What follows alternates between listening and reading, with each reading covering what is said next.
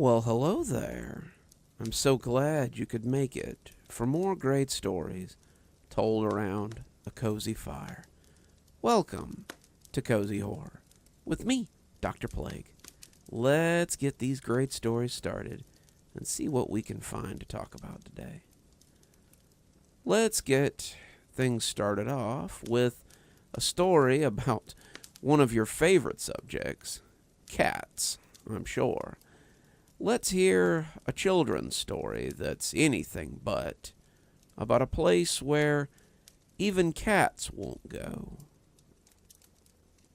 Harold would never forget the strange house in the middle of the cul-de-sac.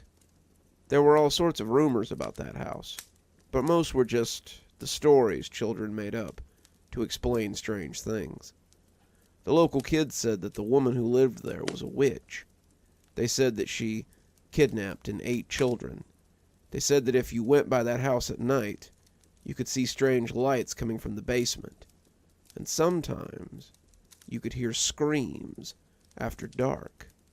They claimed that she had lived there for years and years, and that the old woman had existed there for generations.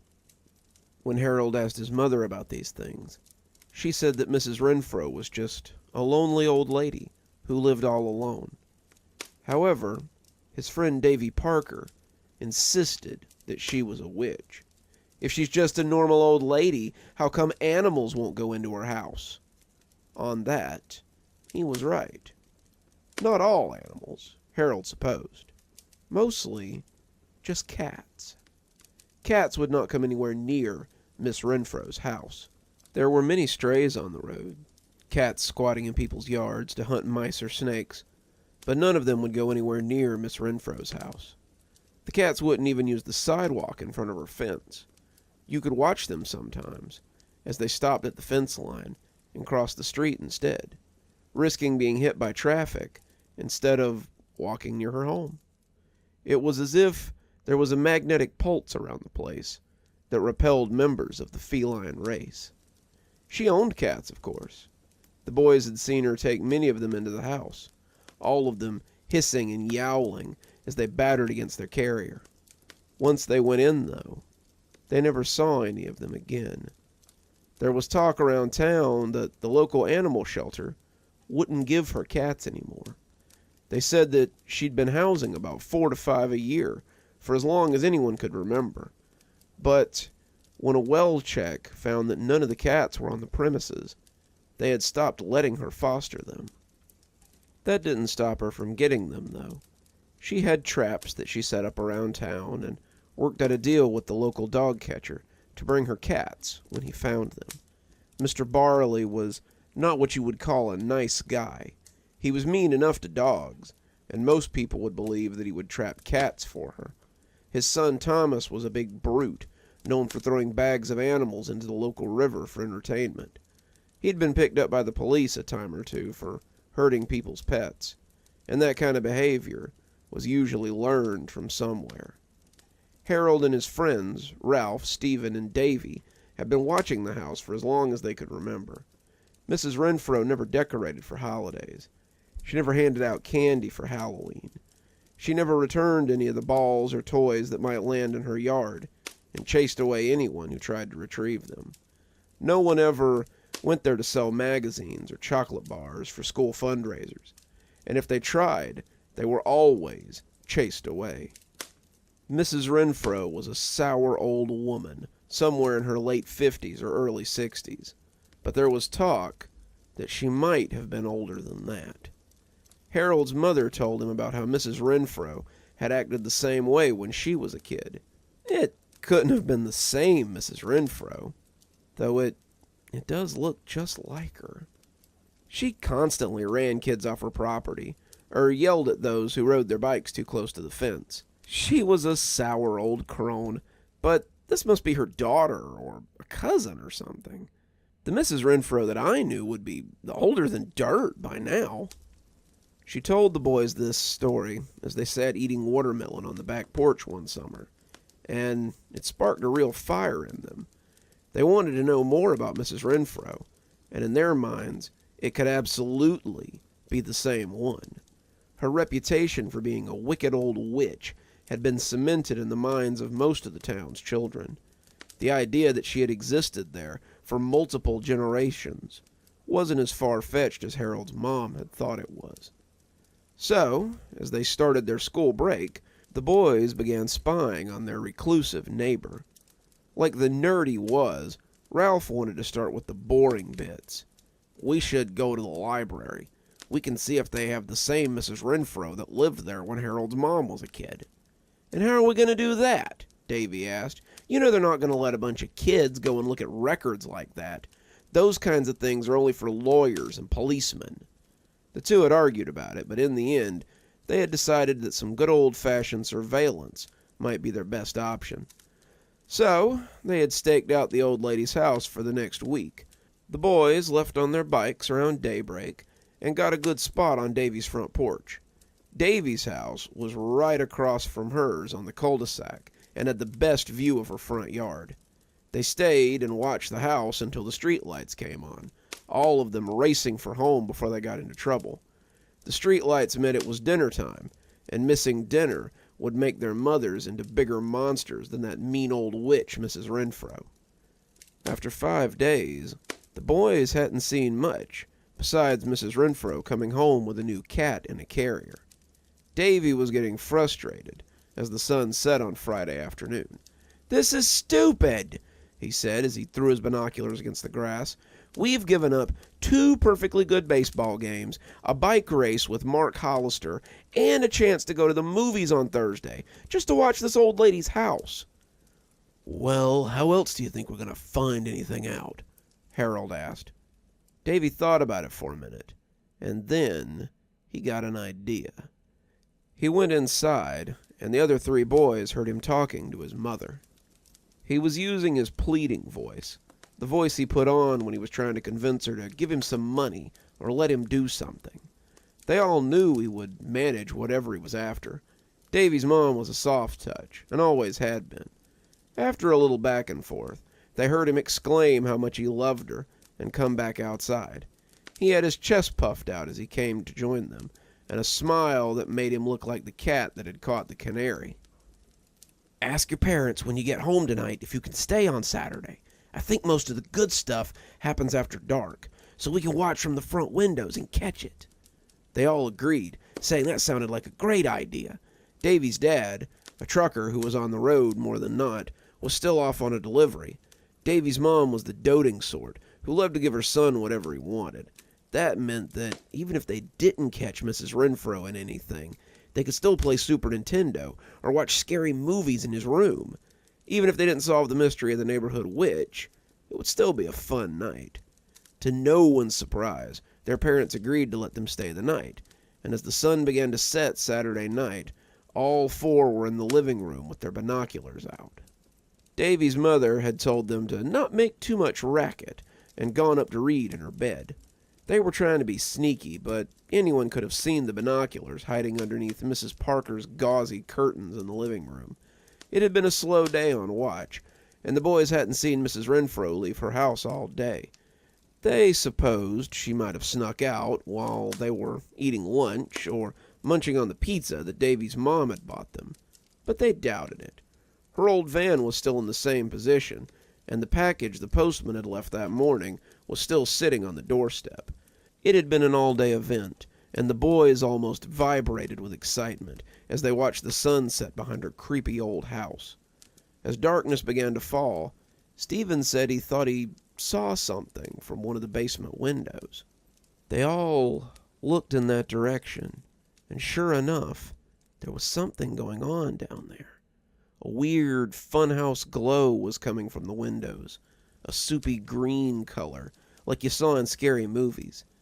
Davy said he thought he saw smoke, too, and the longer they looked, the more the boys imagined that they could see smoke curling up from underneath the windowsill. Not the kind of smoke you got from a fire, of course. This was soft and translucent, like the smoke you saw when your mom made soup. "I knew it! I knew if we stayed past dark we'd see something." Harold thought the glow was cool, but it wasn't really proof of anything. For all they knew, that's where she kept her TV, and she was just watching something weird. Maybe she was down there smoking the stuff that he caught his sister puffing on behind the house, and they were watching no more than her relaxing after a long day of being terrible. Either way, the glow wasn't much proof of anything. "We need to get closer," someone said. It wasn't until Harold found the other three looking at him that he realized he had been the one to say it. "That's a great idea," Davy said, putting down his binoculars. He looked pretty excited about the prospect of sneaking up on the old woman's house, but Harold suddenly wished he hadn't said anything. Mrs. Renfro's house was creepy enough in the daytime, and the idea of going over her fence at night was a little too spooky for him. "It was just a thought, guys. If she caught us sneaking over there after dark, she'd have we could go out the back and creep around the side of the house," Davy said, clearly not listening. "My mom will never hear the door and think we've just gone up to my room if she comes downstairs." Stephen and Ralph were all for it, though Harold thought Ralph looked a little queasy. Just to be safe, they all went running up the stairs like a herd of gazelles to get their flashlights from their backpack. They had all brought them with the idea of telling scary stories later that night, but they might be put to better use now. Once they had them, they snuck back downstairs as quietly as they could and managed to make their way out the back door. There was still a little stab of daylight left as they came through Davy's backyard and around the front of the house. As they crossed the street in a mad hustle, it dipped below the horizon and left them in darkness, at least until the street lights came on in a small flurry of snapping bulbs. They stood beneath one of the lamp lights, crouching low as they observed the front of Mrs. Renfro's house. The front lawn was covered in tall grass and weeds, children's toys dotting it like pirate treasure. From behind all the tall grass, they could see the green glow as it came from the small windows. The boys hopped the low fence as they snuck through the hip-high grass and up to the windows. As they lay on their bellies and looked down through those slats, Harold could see that Mrs. Renfro was not, in fact, watching TV and relaxing after a long day. What they saw seemed to be better proof that she was a witch. The basement looked identical to the one in Harold's house. A single steep staircase ran down into a concrete room with shelves and hooks on the wall. The floor, a flat sheet of concrete. Instead of a washer, a dryer, and a mound of holiday decorations, however, a large metal pot sat in the middle of the floor. The pot, more like a bathtub than a soup pot, was the source of the green glow, and the liquid inside swirled with eldritch light. Mrs. Renfro was stirring it with a long spoon or maybe a broom handle, and though her mouth was moving, none of them could tell what she was saying. On a shelf near the pot was the cat they had seen her bring in a few days before. "Holy crap," whispered Ralph, pushing away from the window. "She really is a witch." Harold nodded, all of them moving back from the window so she couldn't see them. But Davy stayed put. He was focused on that cat, the one on the shelf that she was clearly planning to do something with. Harold didn't really like how intent he was. Davy was prone to doing things that weren't strictly smart sometimes, things that might be considered noble if they weren't so suicidal. Last summer, Davy had saved a kid from drowning at Gopher Pond, an act that had almost sent him under as well. The year before, he had shoved a kid out of the way of a truck, earning himself a broken arm and a commendation from the mayor. Davy didn't lack for courage. Sometimes he lacked for sense, though. When he picked up the rock, Harold was afraid that he might throw it through the little window and give them away. Instead, he rolled like a log and tossed it at Miss Renfro's front door. The old woman stiffened, climbing down off her stool as she hobbled towards the stairs on her gouty legs. "What are you doing?" Harold whispered, looking at Davy incredulously. "Getting that cat," Davy said. As she got to the top of the stairs, he pushed the window and grinned as it popped inward. He slid inside as Ralph began to hyperventilate, and Stephen asked what the heck he thought he was doing. Harold whispered he didn't know, but quieted as the front door came open and a quavery voice cascaded across the lawn. "Who is it?" she croaked, sounding more like a bullfrog than a woman. "What nasty beasties are taking me from my work?" The three boys got as low as they could in that tall grass, hoping it would cover them as the specter descended the steps. "Are you hiding?" she rasped, the stairs squeaking under her feet as her bunched old legs brought her closer to the yard. Harold put a hand over Ralph's mouth as his wheezing became louder. He undoubtedly needed his inhaler, but the sound of its trigger would alert the old biddy. Stephen had begun to shimmy a little, trying to get around the edge of the house, but as her patent leather shoe came down with a clump on the cobblestone path in front of her, he froze like a statue.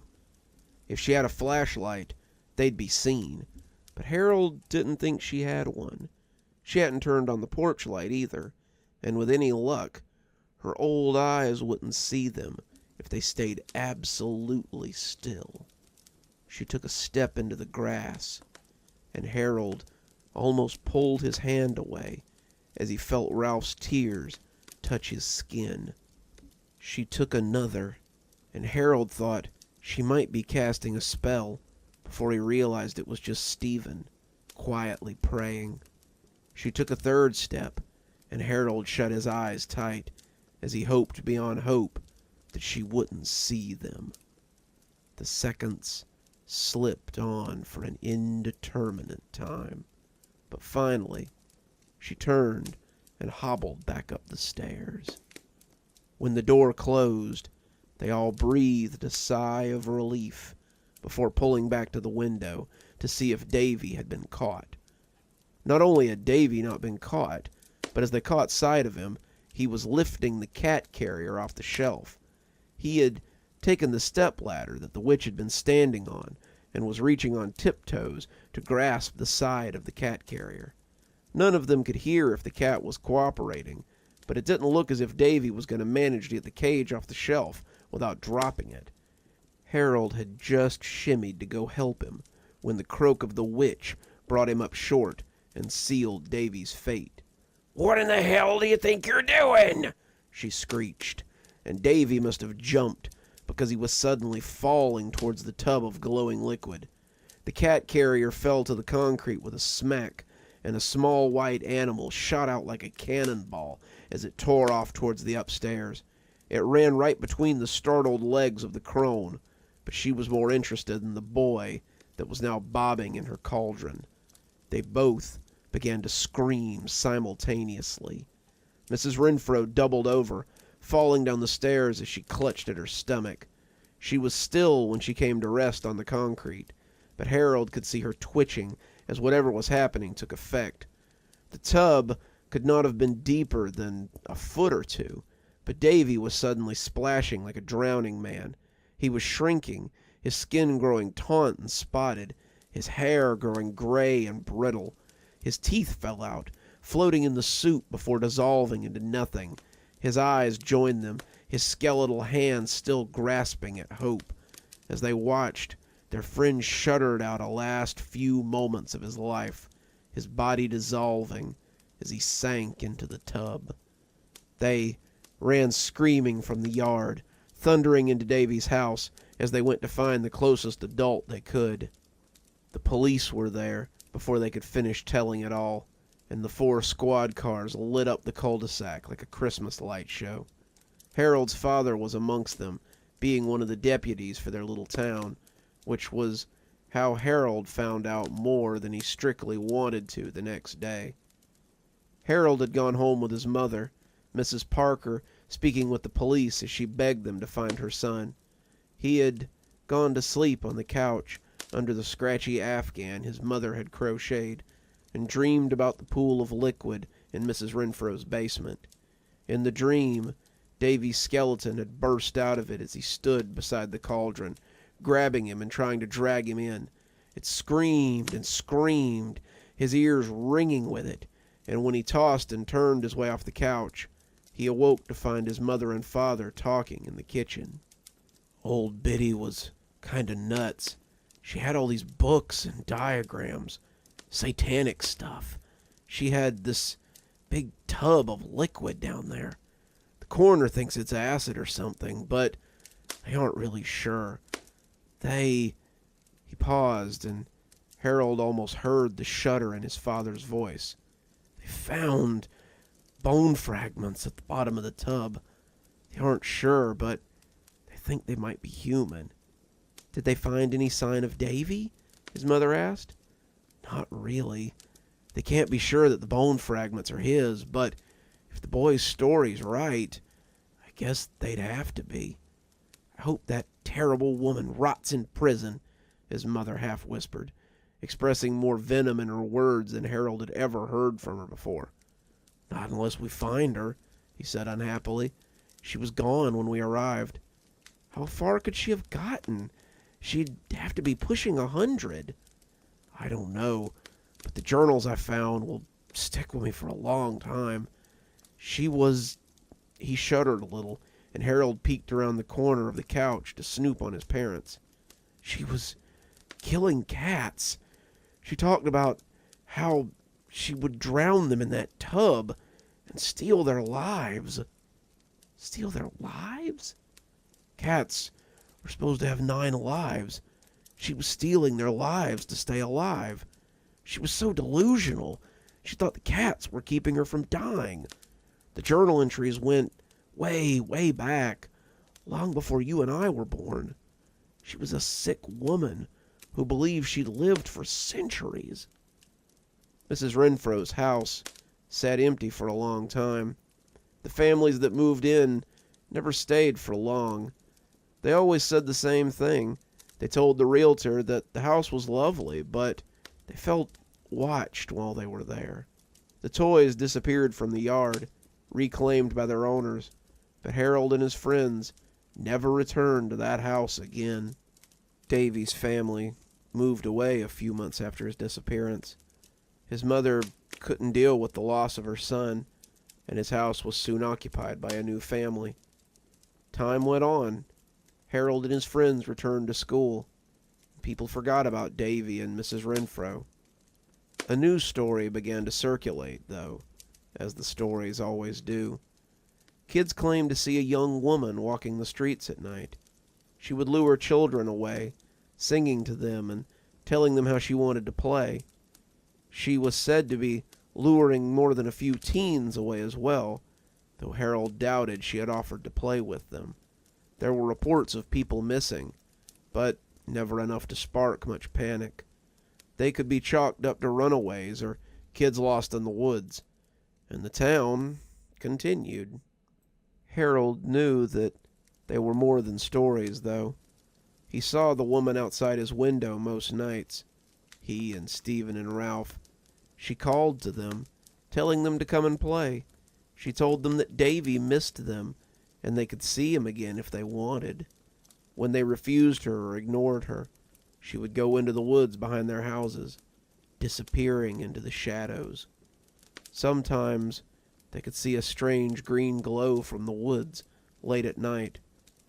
Harold wondered how many years Mrs. Renfro had gotten from Davy, and how many more she would get before the town finally put an end to her.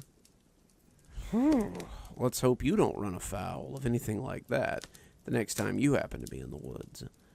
Speaking of running afoul of things, let's hear a story of repossession, though maybe not what you're thinking of. Let's follow a couple of guys on the job while they repossess something that they shouldn't have. Poor guy seemed almost happy to be rid of it. Jack looked at the man framed in the window, turning away with some effort. He probably is, Jack said as we climbed into the cab of the truck. He stood at the window as we pulled away, just silently watching us drive up the road with his wife's Toyota Corolla. When the order came in today, I expected it would be one of the bad ones. Given the circumstances, the bank had extended his payment for as long as possible, but the time had finally come to call in their debt. I've been in repossession for about 3 years now. I work for a private outfit, Larkin Brothers, out of Atlanta, Georgia. In a city that size, you see a lot of unpaid car notes, so there's always business for a man in my line of work. I've seen a lot in my 3 years. I've had people attack my vehicle, pull guns on me, and try to drive cars off my truck after I've chained them in. This repossession, though, was definitely the most shocking thing I've ever seen. David Gursley had become something of a local celebrity after the disappearance of his wife, Evelyn. David was a heart doctor whose practice was frequented by many. He was touted as a miracle worker and had performed many complicated procedures that his colleagues refused to take on. He was well respected in the community and well liked by his patients. So when his wife had disappeared, David had not been at the top of the suspect list. We pulled out of the gated community and onto the main road. As the traffic cruised, I caught myself looking at the car in the rearview mirror as Jack made his way back to the lot. It was pristine, only having a few dings from the various adventures that Mrs. Gursley had taken it on. It was a wonder the wheels were still on it, given Evelyn's track record. If David Gursley was famous, then Evelyn Gursley was infamous. Evelyn was a staple in the Atlanta social scene. She was out every weekend, carousing, drinking, calling the local hospitals looking for David. She'd been in several tabloids, the papers bemoaning that such a man as David had such an embarrassment for a wife. David was no angel, of course. Their fights had been heated, her breakdowns epic, and if I was David Gursley, I think I'd have been relieved when she went missing. Looking in the rearview mirror as Jack drove, I did a double take and almost told him to pull over. I looked at it again, though, and shook my head as I saw nothing was there. I had been sure that I could see someone in the driver's seat, a woman with long blonde hair, almost as if the ghost of Evelyn Gursley had taken it for one last spin. "You okay, kid?" Jack asked, and I nodded as I looked out the window instead. I guess everyone was hoping to see Evelyn Gursley these days. David had reported her missing a few days after she'd left in her green Corolla, but she hadn't been officially classified as a missing person until they found her car by the side of the road. That had been about a month ago, and everyone was keeping an eye out for her, though most assumed that she was out on one of her typical benders. Evelyn did these sorts of things pretty frequently, after all, and it was expected that she would show up again after her credit card stopped working. We pulled into the lot, and the gate chugged shut behind us. I got out and helped Jack unload the car. The tires bounced a little as they hit the ground, and I could have sworn that something bumped inside the trunk. It didn't sound like the usual bump of a spare tire banging around, that semi-metal thunk of the rubber circle rebounding off of something. It made me want to open it up so I could investigate, but that was a big no-no. We were paid to bring the cars to the lot, not inspect them. That was a different department, and the boss didn't like it if the jumpsuits, as they called us, went rifling through the cars in impound. Besides, we had work to do. As we rode to the next stop, I couldn't help thinking about the car and the missing lady who had once driven around in it. Evelyn Gursley hadn't been officially missing till after her car had been found. It wasn't uncommon for Evelyn to just go off for days at a time, but she always sobered up and called her husband for money so she could get home. She'd been missing a few years ago, back when I was in high school, and I only remember it because the football team, of which I was a member, had gone out to help look for her. We had canvassed the area around their house, and the nearby bar she often drank at, and the surrounding woods where her car had been found. Her husband had come with us, and I talked with him a few times as we canvassed. I liked David. He was easy to talk to, and you could tell that despite how his wife acted sometimes, he loved her too. When she called him from South Florida after a week of being missing, he had wired her money for a plane ticket, and the search was called off. So when she had been reported missing this time, no one really expected much of it. She would call soon, maybe from Jamaica or New York, and he would send her money so that she could come home again. It was easy to roll your eyes at the pair, but I always kind of felt sorry for him. David Gursley did more pro bono work than any other surgeon in the state, and he was one of the most respected heart surgeons in his field. Were it not for his wife, he would have had nothing but that glowing reputation of his, but people loved to see someone fall. They always harked on the idea that he couldn't control his wife or her drinking problem. He had long ago stopped bringing her to large functions, but that hardly stopped her from showing up and making a scene. As we hooked the car to the ramp, the owner already shouting from the porch about getting his lawyer, I wondered why he hadn't just divorced her to save himself from embarrassment. I suppose maybe he didn't want her to drink up half of his money, but that was only a guess. When we got back, Lisa was waiting for us on the curb. Lisa was our receptionist, a cute little dark-haired girl of Latin persuasion. She could be fiery, she could be feisty, but the look she wore now had me believing that she was about to turn pleading. Lisa was a good worker, but she didn't like going into the impound area if she could help it. The keys she was holding in her left hand made me think she was probably about to ask Jack or me to get a car for her, and I rolled my window down and told her to toss them in. She smiled. "You're a peach. It's the red Fiesta in '55. If you could bring it up while I do the paperwork, I'll buy you lunch sometime." I caught the keys and told her it was a date, as Jack and I rumbled into the impound. "You know when she says lunch, that's all she's talking about, right?" Jack asked, as the gate closed behind us. "Pfft, you don't know that. Maybe this is just how it starts." "Whatever, Casanova. Go make sure everything's ready for this puppy to roll off." I climbed out and went around the back, checking the leads and ensuring everything was ready for a smooth touchdown.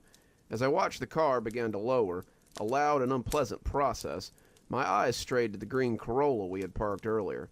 It looked kind of forlorn just sitting there, that faithful engine that had taken Mrs. Gersley to so many watering holes and mostly returned her safely home again. As I looked at it, something was dripping from the back of it. It was slowly dropping onto the sand and grass of the impound lot, and the drops were thick and viscous. It looked like radiator fluid, and I wondered if maybe we had broken something when we dropped it down. Maybe some chemicals or spare engine fluid? I was drawn back to reality as Jack yelled at me to get out of the way, the ramp missing me by an inch as I jumped back.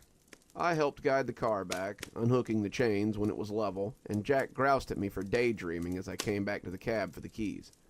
I parked it in spot 68, and as I drove past the Corolla and Lisa's Fiesta, I was glad to see that the puddle had stopped growing. I didn't think about the Corolla again until Friday. I was getting ready to go get some lunch, Lisa prepared to make good on her promise, when my boss asked me to pull the Corolla from Dr. Gersley to the inspection bay. "Dealer wants to pick it up, and we need to get it inspected so they can have it." I nodded, grabbing the keys and heading into the lot to get the car. Inspections are mostly to ensure that we haven't screwed anything up when we were repoing it. That and any damage that the owner might have forgot to catalog. As I climbed in behind the wheel, I knew something was amiss at once. It had been hot the last couple of days, an absolute scorcher, and the car smelled like there might be rotten food in it somewhere. No, not food. More like someone had hit an animal and it had gotten knocked into the undercarriage. I cranked the car and rolled the windows down, powering through the task as I tried not to lose my appetite along the way. Marge was waiting for me, a stocky middle-aged mother of 3 who ran the detailing area, and she pinched her nose as she smelled the aroma through the window. "Jesus, what an odor!" "Yeah, kind of smells like roadkill. Maybe something in the undercarriage?" "I'll get it on the hoist and have a look. Thanks for bringing it to me." I waved at her as I moved off to meet Lisa by the front, and the two of us headed off to lunch. On that score, Jack had been right, but the real surprise was what was waiting for me when I walked back alone. Lisa had paid for lunch, but she had taken hers to go so she could run some errands with her boyfriend. Eating my barbecue basket took some of the sting out of the revelation, but it made the walk back by myself twice as pathetic. I had struck out again, but at least there were under the 3 hours of work to keep my mind off of things, right? I had just stepped into the repo lot to look for Jack when someone screamed like they were being murdered. I saw Jack heading for the inspection bay on the run, and I was right behind him as another scream shivered into the afternoon sky. It was Marge, and it appeared she had found the terrible smell. It hadn't been roadkill, or even old food, but it had solved the mystery of what had befallen Evelyn Gersley. The corpse had been in the trunk, its flesh mostly liquefied by now, and the face stared out at us from 2 empty pits. The eyes were gone, the face eaten by bugs until the skull peeked out, but it was nowhere near as grisly as the wound on her chest. Someone had cut her chest open, and the place where her heart should be gleamed wetly from her putrefied flesh. The cops came quickly when we told them that we believed we had found Evelyn Gersley in the trunk of a car we had repoed. They questioned all of us, wanting to know everything we had seen since we took the car. It didn't take long for David Gersley to be taken into custody. The cops confided in me that he hadn't fought them. It was like he was just waiting for us to come find him. Over the next few days, the details came out in the news, shedding some light on why the beloved David Gersley had murdered his wife. Evelyn had caught him cheating, that much was known, but the two had seemed to reconcile. Evelyn hadn't wanted to leave. She had the best possible life, and with David's money, she could continue to drink and cavort as she chose. Then, David had met Linda Smalls, and things had changed. Linda was a pillar of the community. She organized charity events, worked to set up soup kitchens, clothing drives, raised 5 boys, and became the breadwinner for her home when her husband's stroke last year had left him partially paralyzed. She helped so many, but it seemed that no one would be there to help her when she needed it. No one besides David Gersley. David had been following her case, hoping to find a proper donor for her.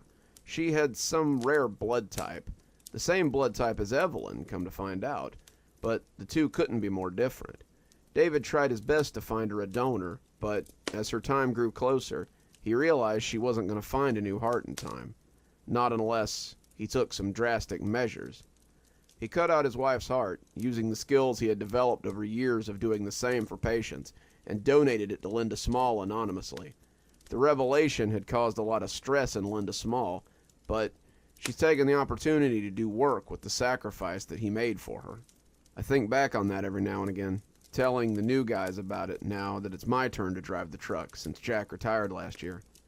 From then on, the boss made it a rule to check the trunks of the cars before we left them in the lot. All vehicles are searched for anything suspicious before we sign off on them, so that nothing like this happens again. We're more careful now, but I doubt we'll ever encounter a situation that weird again. Least, I sure as hell hope not. Whew. After last night's hard rain, sure is a good thing I brought wood in early. That way, the stuff I've got out there on the pile can have time to dry. So, it'll be ready for tomorrow's Cozy Tales. Speaking of tales that may not be so cozy, let's talk about a writer's journey as he realizes that maybe he's written something he shouldn't have. Let's hear a story called We Have to Stop This. We have to stop this. All of this.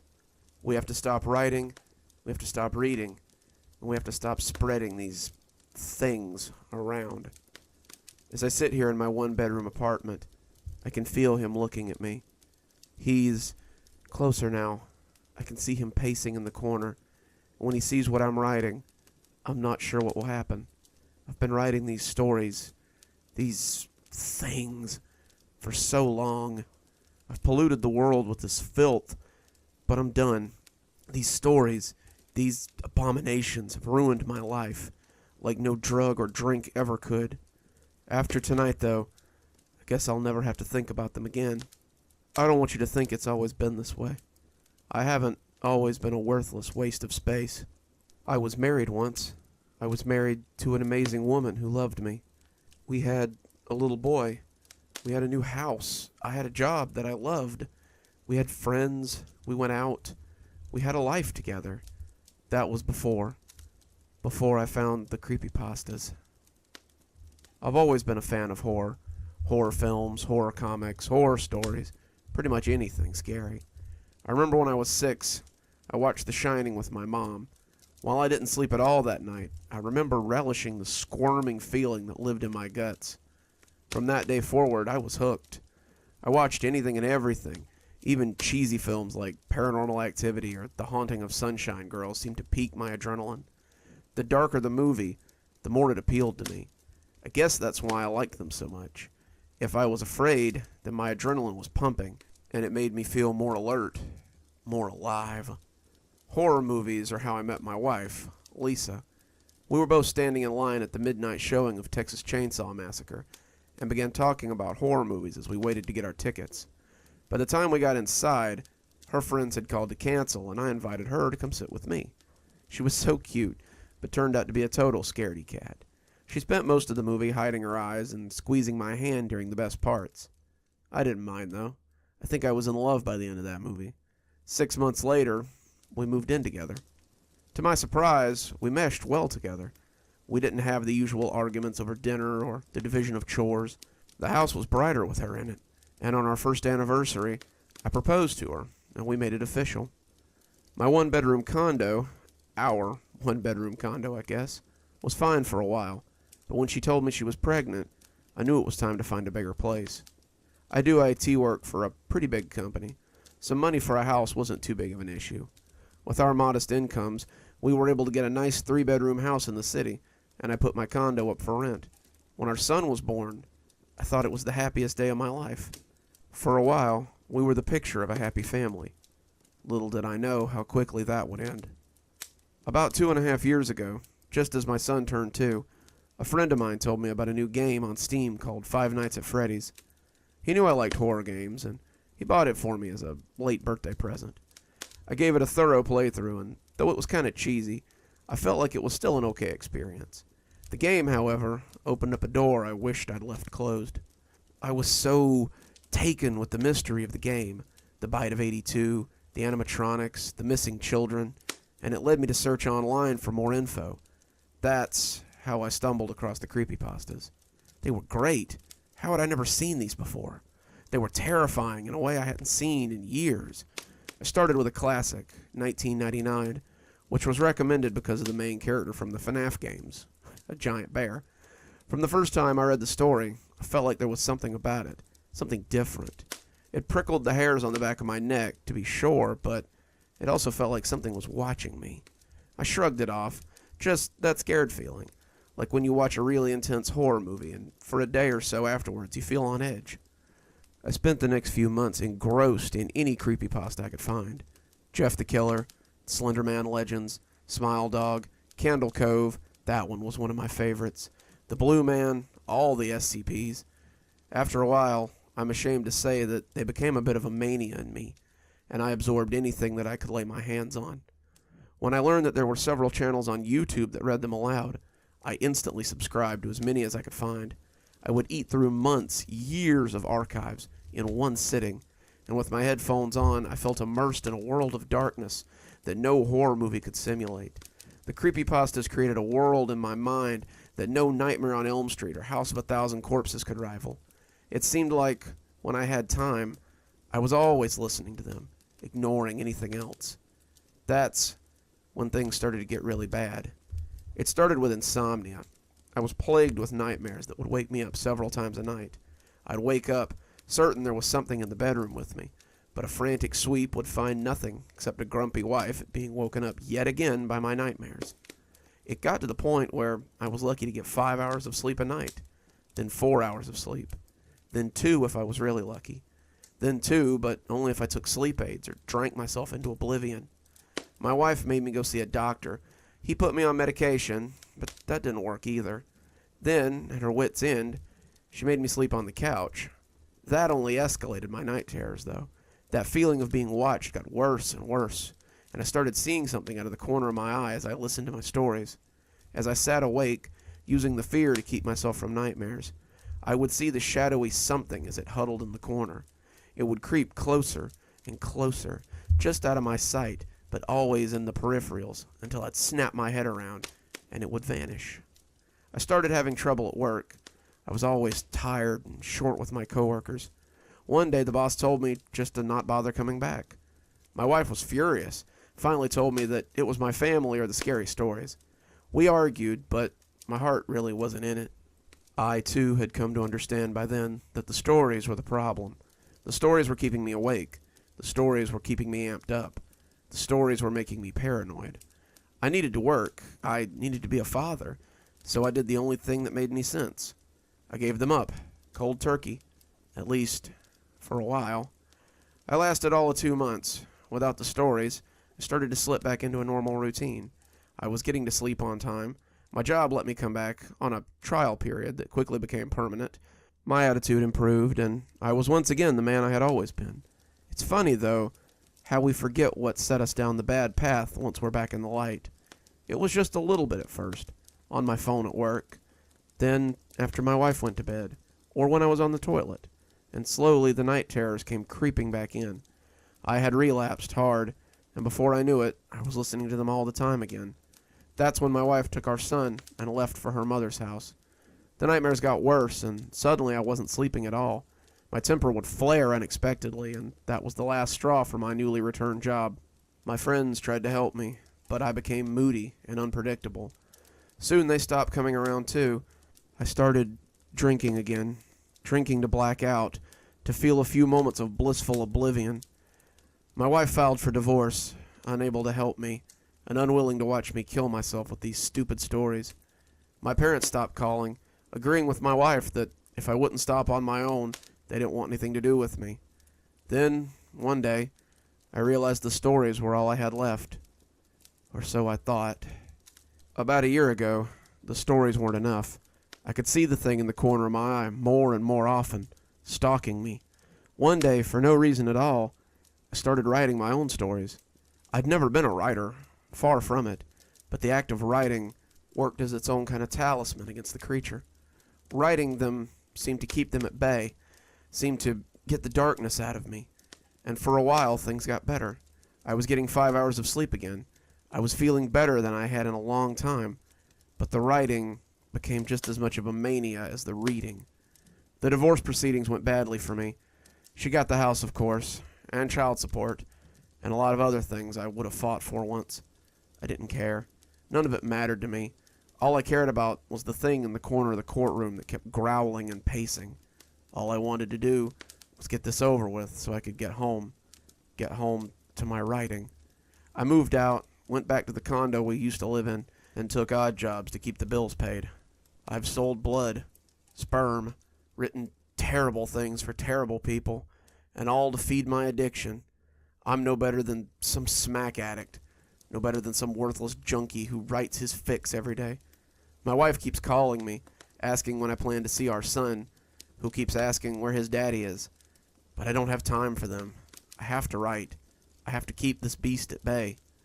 But now, even the writing has stopped working. The thing isn't in the corner of my eye anymore.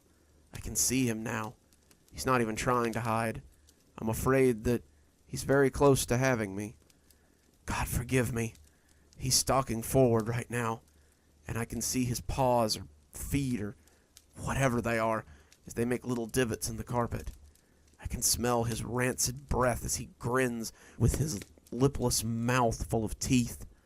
So, what's the point of this then? Why write a creepypasta about creepypastas? For some kind of macabre immortality within a world I once loved? To have one more hurrah before the end? No. I'm writing this for you, for the ones who may be reading this after I'm gone. Always remember, if you remember nothing else, that these tales are spun from darkness. That the thing you feel watching you when you create fear is real. It can and will get you if you let it. While you stare long into the abyss, know that it stares hungrily back at you. His face is inches from my throat now. I can finally identify the brimstone in his breath. I think my time might be up. Whew. Starting to think about lunchtime. This next story's got me a little bit hungry.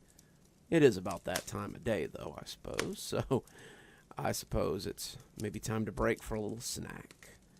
But, while you enjoy a tasty snack, let's hear about an unfortunate cookie. The usual lunch special, Charles? Yeah, Damien, but no crab rangoon this time. Trying not to eat so many carbs. Whatever you say, dude, Damien said, ringing him up. To say that Charles ate a lot of Chinese food probably wouldn't put his problem in perspective. Charles had been lucky when the pandemic hit. He was a work-from-home computer tech who rarely left his house anyway, so working on projects from his apartment was pretty par for the course.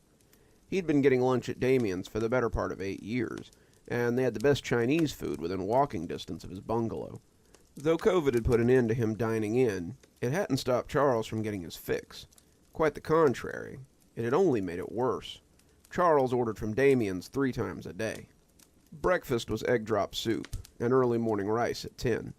Lunch was General Tso chicken, around 2 o'clock. Dinner was beef and broccoli with house soup and salad at 10, and was also the last delivery that Damien's made for the day. Charles honestly couldn't remember the last time he had cooked a meal for himself, and it just seemed easier to buy takeout. His programming job paid way more than he needed, especially after a lot of his coworkers had quit, and Charles was enjoying his shut-in lifestyle. When he heard the knock on his door, he rolled away from his keyboard and went to get his lunch. It was the short, dark-haired guy this time, the one who looked a little like Bruce Wayne. He didn't speak a lot of English, and Charles told him thanks as he took his food inside. Damien's only had about 3 delivery guys. The nerdy Bruce Wayne was the one who delivered most often. Charles had been hoping it would be Roger, though, the brown-haired Chad who liked to talk about Warhammer. But it appeared he'd have to wait till dinner time to see how he'd placed in last week's tournament. As a shut-in, Charles often had to live vicariously through those who braved the outside world. As Charles looked through the bag, ensuring everything was in there, he smiled as he saw his favorite part of the meal towards the bottom. It was silly, but Charles found that he really looked forward to those buttery yellow little cookies with the fortunes inside. He knew they were far from authentic cuisine, but he liked the cookies ever since he was a kid. Charles had about 100 of the fortunes pinned up on a corkboard, and sometimes he liked to read them and think about their meanings on days he'd gotten them. Had he found someone new when he got that fortune? Had he found untold fortune on that particular day? Looking at them so often was probably why he had noticed the phone number. Want more cookies? Call 1-800-555-2665. He had never really thought about it before. It was probably the number for the restaurant to resupply their fortune cookies. The fact that it appeared on the fortunes, something that were inside the cookies, was a little strange. How would the restaurant get the number if they handed out the cookies? It didn't really make sense for the people eating the cookies to need more cookies. And as Charles sat the food on his desk, he opened the cookie and fished out the fortune as he munched on the little cookie shell. Today, you will make a hasty decision that will change your life. Damn, Charles thought, that one was different. It seemed benign on the surface. Everyone made decisions that changed their life, didn't they? The message wasn't the weird part, though. It was the sinister undertones that Charles couldn't quite shake.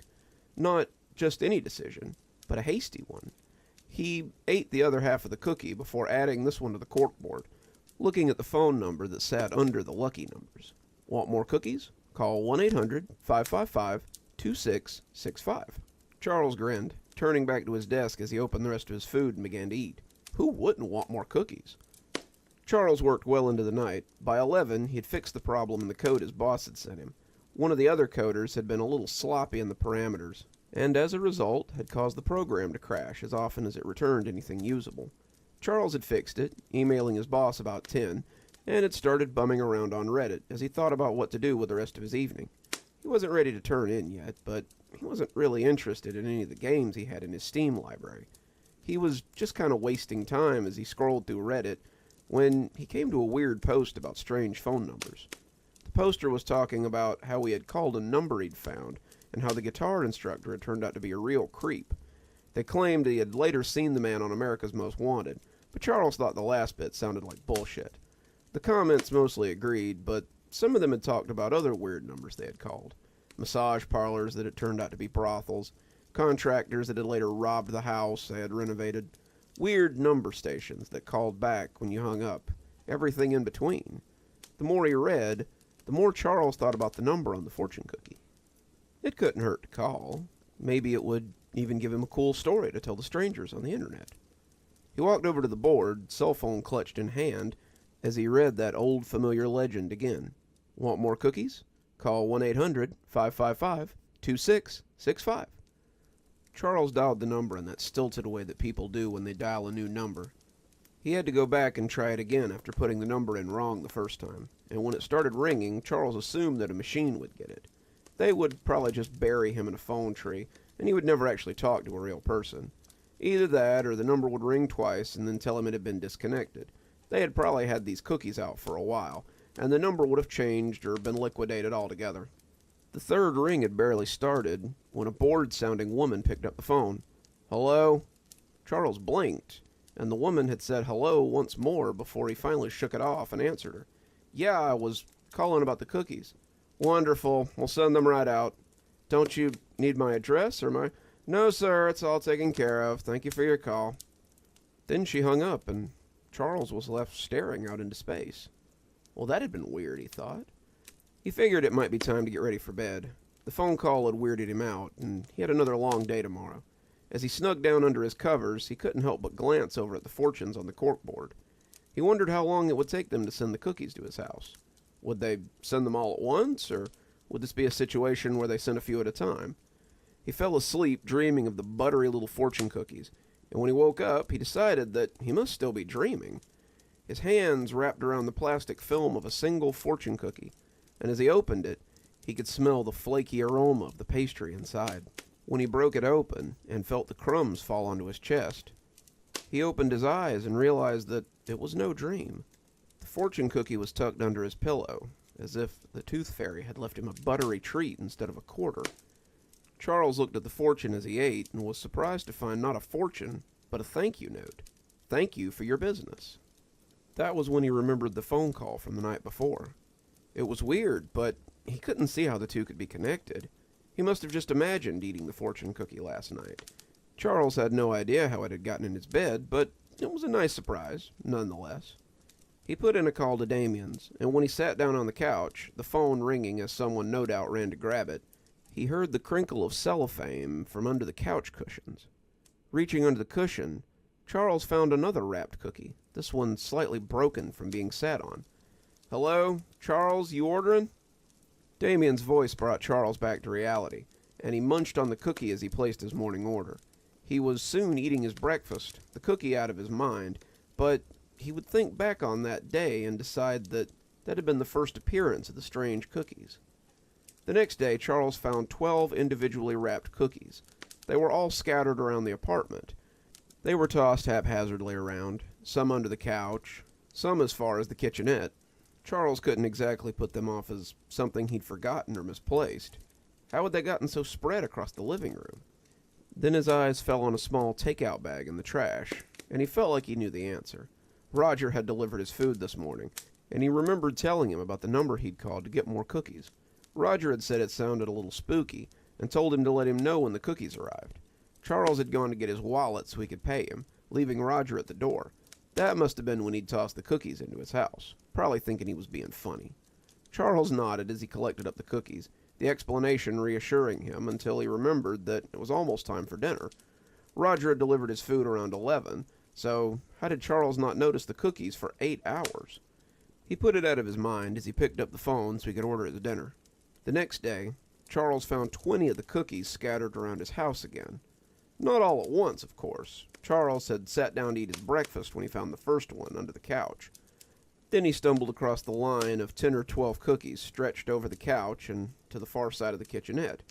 They looked tossed haphazardly, and he gritted his teeth as he imagined Roger smirking as he covertly threw a handful of cookies into the apartment. He picked up one of the cookies, preparing to call Damien's and tell Roger how he'd gotten him good, when he remembered that Roger hadn't delivered his meal this morning. Roger wouldn't be there till noon today, and the other guy hadn't even known about the number. But if it wasn't Roger, then who else could it be? He tried to put it out of his mind, but when he found 4 more in the bathroom sink and 3 more in his bedroom, it was harder to overlook. He found more in the bathtub, but by then any thought that it might be a joke was over. None of the delivery guys could have gotten this far into his apartment. He was more confused than scared, but Charles really wanted some answers. When he called to place his lunch order, he was surprised to find Dianne answering the phone again. Surprised, but not unhappy. "The usual?" Dianne asked, and Charles could already hear his pencil scratching. "Yeah, but I got a question." "We don't do discounts for frequent customers," Dianne joked, but he must have heard something he didn't like in Charles's voice.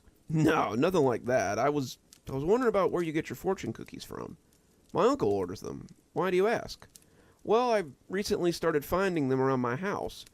It was just a few yesterday, but they were all over the house today. I found 20 of them so far, and the fact that no one's been in my house since right after COVID started is a little..." But Dianne cut him off. The usual good-natured ribbing was gone. Charles believed that this was the most serious he'd ever heard Dianne. "You called the numbers on the cookies, didn't you?" Charles' mouth went dry as he heard Dianne get to the point. "Yeah, but I haven't gotten any cookies delivered. They just keep appearing in my house. I don't understand how this is happening, but I want to know how they're getting in." He was silent for a few seconds, and Charles thought he had hung up. When he spoke, Charles suddenly wished he had. "You can't stop it. There's no taking it back once the deal is made."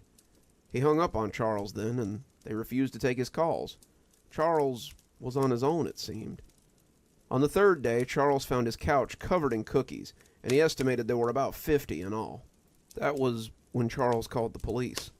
They came out and checked the house, but they couldn't find any sign of entry. Charles showed them the cookies, telling them how they had just appeared in the middle of the night, but he could tell they didn't believe him. They thought he was playing a joke, one at their expense, too, and they clearly didn't appreciate it. They told him they would look into it and to call back if it happened again, but Charles figured they would be another group that would ignore his phone calls. He tried to call Damien again, but no one picked up. He locked all the doors before bed, ensuring every window was secured, and checked every point of entry. He had told himself the night before that if it kept happening, he would get the landlord to change the locks. How else could they be getting in? This had to be a trick. Someone had too much time and they wanted to play a trick on him. Whether they were pranksters or not, Charles wanted this to stop. Charles lay on the couch, all the cookies swept into a pile in the corner, and hoped they would just be gone when he woke up in the morning. He awoke to find the floor of his apartment covered in the little yellow cookies. They crackled angrily as he set his feet down on them, and when he stood up, they were up to his ankles. As he trudged through them, he saw they covered the floor from the living room to the bedroom. The bathroom door opened with some pushing, and as he waded through them so he could use the toilet, Charles was racked with a sudden wave of angry coughs. He felt something tickle at the back of his throat, and was certain for half a second that he was going to throw up. His urine trickled to the floor as he hit his knees, and when the thing splashed into the toilet, Charles felt something cold squirm in his guts. The cookie floated in the filthy water like a strange buoy in an alien sea. As he watched it bob there, Charles made a decision that would change the rest of his short life. He slid his shoes on and left the house for the first time in months. The bell rang as he walked into Damien's, and the staff's smiling faces curdled as they saw him. Charles sat at the table he had taken every time he had eaten here. The staff went about their jobs, actively avoiding him, but Charles wasn't going anywhere. He knew that Damien had answers. He knew something, and he'd sit here until he got what he was after. Even if it was Damien telling him how exquisitely screwed he was going to get some answers.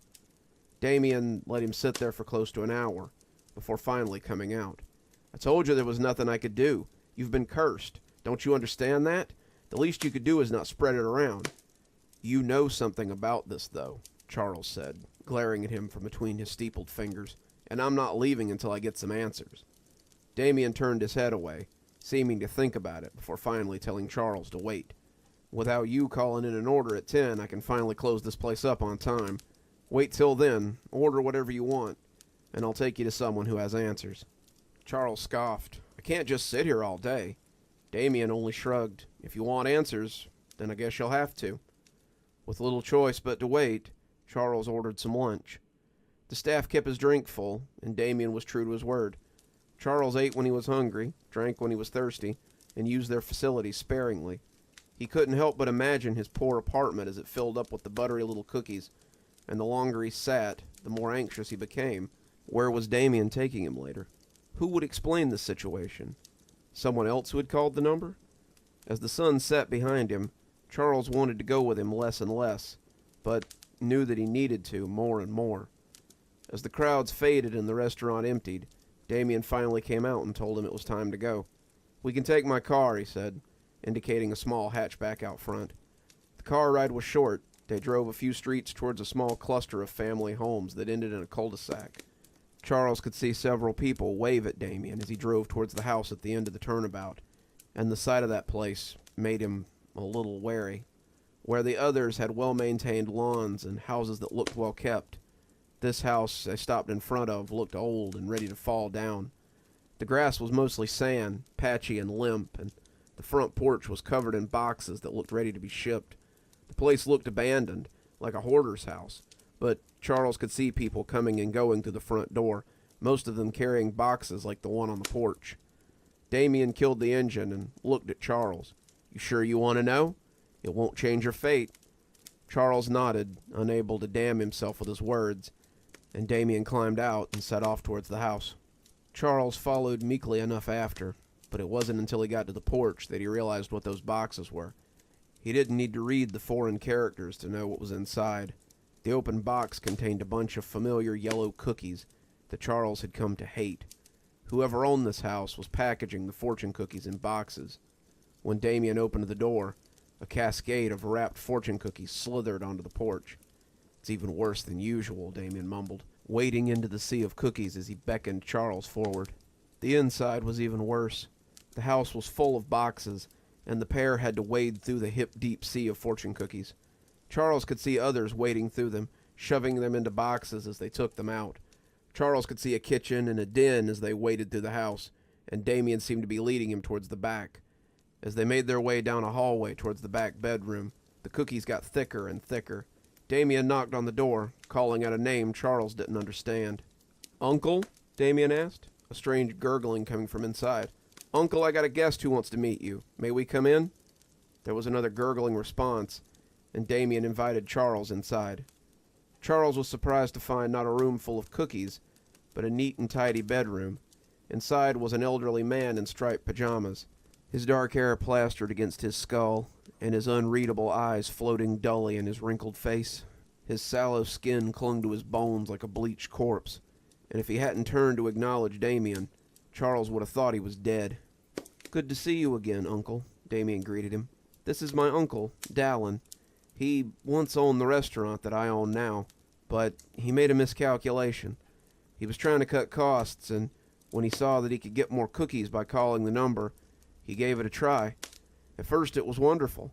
Dallin had enough cookies to stock the store for months, and he was glad for the windfall. Soon the cookies started taking over his house, though. They covered the floors, they crept up to the ceiling, they spilled into the yard, and finally they started filling him, too." The words sent a chill through Charles, but he had to be sure of what he was hearing. "When you say they filled him, what do you—" Dallin coughed suddenly, deeply, a racking cough that shook his whole body. Charles took a step towards the sick man, but Damien put a hand out to stop him. The old man crossed his arms over his chest, trying to steady himself, and bent low over the comforter. As the coughs became thick, Charles thought the old man meant to bring something up. Then he lunged forward suddenly. Charles watched as a cascade of cellophane-wrapped cookies fell onto the bedspread. He began to tremble, just like the one he had brought up earlier that day. "So," Charles said, having to swallow a mouthful of spit, not having the moisture to speak more than a few words. "So I'll start doing that too?" Damien nodded, putting a hand on his shoulder. "I'll have some of my people come over to pick up the cookies they leave behind. We can pay you for them, hopefully making it a little easier for you. Eventually we can bring you here. You can live in comfort for however long you have left, but eventually you'll be no different than my uncle here." Charles stood for a minute, unable to come to terms with what he was seeing. He wanted to deny what Damien had said. He wanted to tell him how it just couldn't be real. But then his body was consumed with vicious coughs, as if to prove how real it was. A single cookie pattered to the floor at his feet, and Charles realized it was already too late. One more story for you, and then I think it's time to transition from lunchtime into nap time. But don't be too upset. I've saved one of the best for last. It's a summer story about a bunch of kids out on a camping trip who find something unexpected in the woods. So let's hear about something that lies under the Trestle Bridge. It was just supposed to be another camping trip, like so many others we had gone on before. The town we live in isn't huge, but it does have a lot of woodland to explore. We live on the edge of what most people call Appalachia, and we've had more than one weird experience out in the woods. Once, as my friends and I walked down a familiar trail, we smelled a strong and unpleasant scent. Brian thought it must be a bear, but I'd smelled bears before. We'd had one winter under our back porch one year, and this was very different than the musty smell he had left come spring. Another time, while we were camping, we saw ghost lights in the woods. They were beautiful, red and blue and yellow and orange, and though Justin was afraid of them, I felt drawn to go and see them so I could see them better. I knew better, though. Grandma had told me all about the dangers of following the ghost lights, and had assured us all that we wouldn't like where they took us. The land of fairies is beautiful, but also terrible for mortals to behold. They would make you young for the rest of your days. Though, that might not be as long as you might think, she always said with an evil grin. We'd heard whistling and strange growls, throaty yells and strange birds, but none of it ever really scared me. The woods had always been a friendly place, a place of adventure, and I always looked forward to my time there. I never felt uneasy when I was within its borders, and as the four of us prepared to go back into the woods for another camping expedition, I was excited. Brian's brother had told us about an old trestle bridge deep in the woods, and we all wanted to see it. It was part of the old railroad, something that hadn't run through the town in a long time. The tracks were still there, the old station too, but the trains had mostly been for passengers, and we had none these days. No one came in, no one left, and we had no industry for the trains to transport. All the wood we harvested went to the sawmill or the paper mill, and there was no need to transport it by rails. The trestle bridge hadn't seen a train cross in 20 years. It spanned a small gorge in the middle of the forest. Brian said his brother had claimed the bridge was where high school kids went to drink beer, and now that we were freshmen, we should go out there too. He said it was a rite of passage, and that we should go see if the right had decided to leave us a gift out there. We didn't know what sort of gift that would be, but we were all curious to see the bridge. So we told our parents that we were going camping one weekend in April and took to the woods. Brian and I were eager, talking about how cool it would be to see the bridge, but Justin and Frank seemed hesitant. Well, that wasn't quite true. Justin was hesitant, as he almost always was, and Frank was kind of ambivalent. We had met Frank last year at the start of 9th grade, and he had made a pretty good addition to our trio. Frank wasn't an avid hiker, but he liked to hang out in the woods and get a little high from time to time, and that was good enough for us. He also brought outstanding camp snacks, so we were more than happy to hit the trail with him. I wasn't certain there was a sleeping bag in that rucksack of his, but I could already hear the crinkle of chips and snack cakes within it. Any idea how far this bridge is? Justin asked, plodding along grumpily. Justin didn't mind hiking, but he wasn't big on aimlessly wandering in the woods. He had packed enough to make up for Frank's lack of gear, and the tent poked over his left shoulder. He was plodding along at the back of the group, and I was sure we'd have to listen to a fair amount of complaints before we got there. My brother says it's about 3 miles into the woods, following the river until we come to the gorge. After that, it should be pretty easy to find. And if your brother's playing a trick on us, if he's just, messing with us, and we walked for 3 hours into the woods for nothing? Brian rolled his eyes. Then we have a fun little adventure to talk about when we go to college, don't we? Justin grumbled about having to walk 3 miles into the woods, but he couldn't have picked a better day for it. The weather was perfect, a slight breeze keeping the early summer heat at bay. The clouds overhead looked a little wet, but they were nowhere close. We'd have a nice camping trip this weekend, a nice little excuse to fish and relax and enjoy ourselves as we explored the old trestle.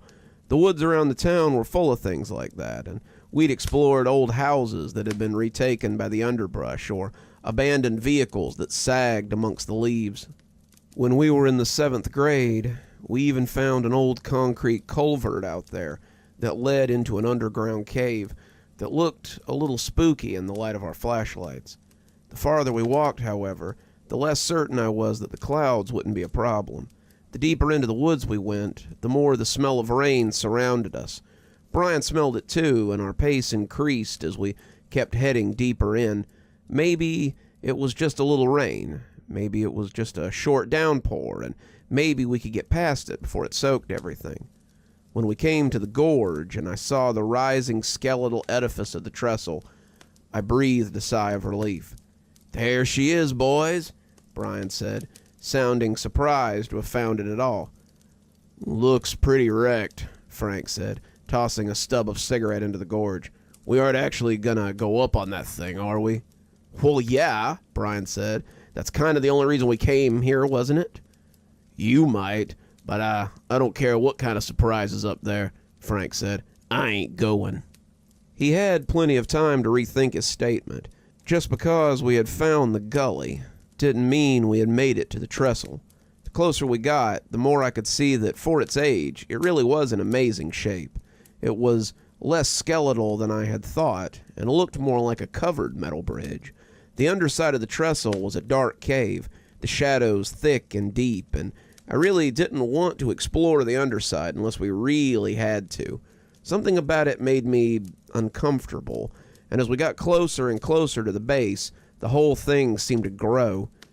It was mid-afternoon when we finally made it, and Brian let his pack fall as he set about climbing at once. You don't want to set up camp first?" Justin asked, taking out his tent and tools for making fire. "I just want to see the woods from up there," Brian said, looking at me as if to ask if I was coming. I let my pack slide off too, and we climbed the side of the trestle side by side. We were laughing as the ground got further and further away, the girders lifting us above the trees until we finally crested the top and came to the old tracks of the railroad. I was full of wonder as I looked out over the woods, the trestle spanning the entire gorge before slanting back down to the woods again. From up here, the clouds looked very dark, and I wondered if the tent would be enough to keep us from getting wet.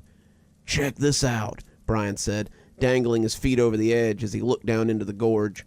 Watching him made me slightly dizzy, and I didn't dare join him on the precipice. When he came back up, however, he had a rope with him and nodded me over to help him pull it up. It wasn't really heavy, but we were careful not to let it get stuck on anything. Brian left me to pull so that he could look over the edge and reported that the rope was attached to an old red cooler. As it came up over the edge, I saw that the rope was attached to a handle, and the whole thing was the red of a kid's wagon left out in the sun. The box was ancient, the bystander of 1,000 summer outings, and there was something inside it. Brian opened the lid and smiled as he pulled out a lukewarm six-pack of Natty Ice, a brand I was passing familiar with. Dad, a staunch Budweiser man, had always shook his head and called it piss water when he saw that it was on sale. I figured, for a bunch of kids who were barely old enough to buy beer, the price was probably right, though. I assumed that Brian's brother had put it here. He had told us where to find the trestle bridge, after all, and as Brian fished the note out from under them, my suspicion was confirmed. "Brian, this is a place where high schoolers have come to drink and hang out for generations. Our own mom and dad sat on this bridge and drank when they were in high school, and now it's your turn. I spotted you a sixer this time, but you'll have to bring your own next time. If you ever have extra, leave them in this cooler and then tuck the cooler under the trestle bridge. Also, don't go under the bridge. We think there might be a bear under there. Kevin." The thought of a bear so close to our campsite kind of scared me, but Brian brushed it off. "He's probably just messing with us. Want one?" he asked, popping the top as he offered me one.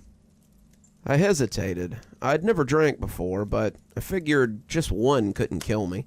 It was warm and tasted terrible, but it wasn't the worst thing I'd ever had. Brian drank his quick, laughing as he threw the can into the gorge far below. We watched it spiraling down, spilling the last few remaining drops before it clinked weakly at the bottom. As if in answer, there was a distant rumble of thunder, and from our vantage point, we saw the lightning crack in the distance. We were on a big metal structure with lightning coming in quick and rain already pattering lightly around us. "We better go," I said, Brian looking at the lightning as it rumbled again. He nodded, and we decided to run down the tracks rather than try to scale back down. It would mean doubling back, but it wouldn't be a long trip, and the thought of juggling the rest of the beers and trying to climb down sounded nuts. Brian was holding the four of them close as he ran, smiling to himself as he talked about showing them to the guys. "Justin's gonna flip," Brian said with an evil laugh. You know, he still won't even be around anyone who smokes because of that dumb dare pledge. He was right, too. Justin was furiously hammering in tent pegs when we arrived, looking up at the sky every time a drop hit him. He stopped when he noticed us come back with cans that clearly weren't soda. Frank must have recognized them because he laughed and commented that they had found a pretty cool surprise. Brian tossed him one, turning to Justin as he offered him one, too. Justin put a hand on his hips, looking like my mom when she was disappointed in me. Hell no, and you shouldn't either. Why would you just drink something you found on a rickety bridge? Brian blew out a long breath and popped another one. Because, Spaz, my brother left them for us. There was a note and everything, so cool your jets. Brian went back to work, mumbling darkly about being reckless and drinking things that could be poisoned or drugged. The tent came up, and not a moment too soon. The rain was really starting to come down, and it looked like there would be no fire tonight. We all headed into the tent, the wind picking up as it shoved the tent and made the ropes and pegs groan. It was big enough to fit all of us comfortably, and as the lamps came out, Brian held up the last 2 beers. Split the last 2? He asked, everyone but Justin agreeing. We poured them into our camp cups, starting to clink them together before Brian turned to Justin. He was pretending to busy himself with something in the corner, but it was pretty clear that he didn't approve of what we were doing. Come on, Justin, it's not going to hurt you. I tell you what, if we see you becoming an alcoholic after 1 sip, I'll push you into the gorge and save you the embarrassment. Not funny, Justin said, but he had clearly worn him down. After another half-hearted refusal, he finally held out his cup to Justin and grinned as he poured the last of the beer into it. Then he clinked his glass with the rest of us, and we drank, everyone pulling a face which we laughed at. As the storm raged outside and we ate some MREs that we had packed just in case of bad weather, we started on our ghost stories. Brian was just telling us about a man with a hungry ghost in his basement when a big gust of wind hit the tent hard enough to collapse the middle brace and send it crashing down on us. We floundered for a minute, looking for the zipper as we tried to escape, and finally stepping out into the driving rain.